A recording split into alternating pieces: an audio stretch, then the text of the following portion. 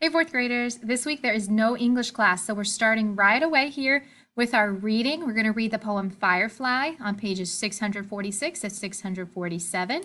Here are the vocabulary words for this poem. This poem is at a higher reading level, so these might be a little bit unfamiliar words to you. Alien, astringent, cavern, constellation, enigmatic, and slyly. So here's the meaning of the words. Snow was alien to the people who lived on an island near the equator.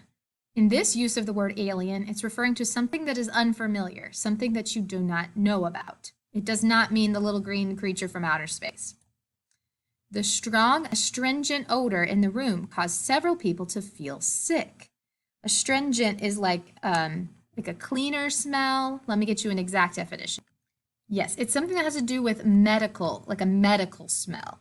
So it's kind of like what they would use in a doctor's office to get things very clean. It's a very bitter or acid-like smell. So if you think of maybe a hospital kind of has a unique odor to it, that's the same type of astringent smell.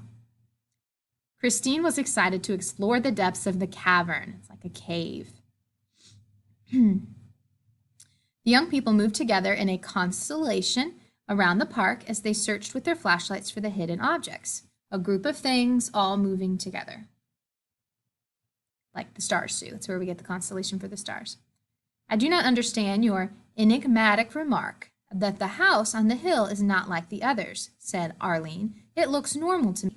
Enigmatic means difficult to understand or mysterious.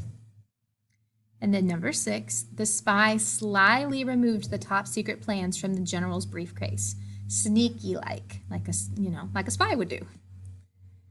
Okay, so this is poetry. It's expressing ideas and feelings, often in only a few lines. A free verse poem does not have a regular pattern of rhythm and rhyme. A poet may use imagery to draw a reader into experience. So as we read this poem today, you're going to be thinking about what is the author trying to get you to see in your mind?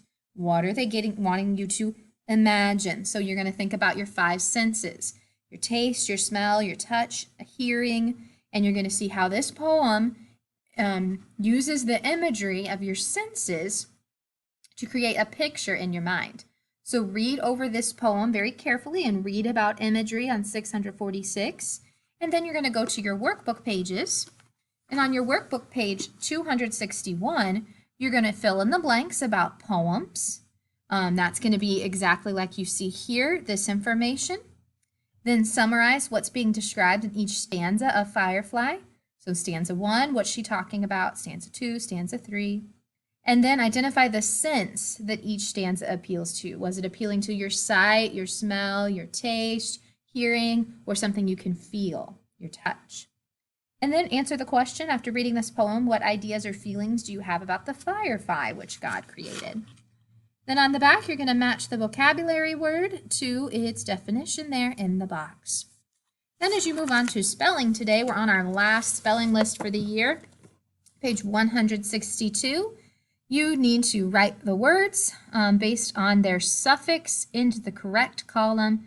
The suffix er can mean a person who, like a catcher is a person who catches. The unstressed vowel pattern ur is used in the spellings T-U-R-E and S-U-R-E, pasture, measure. So we're going to fill in the ones that have T-U-R-E and S-U-R-E. And then using your challenge words, soldier and secure, filling in those on the blanks as well.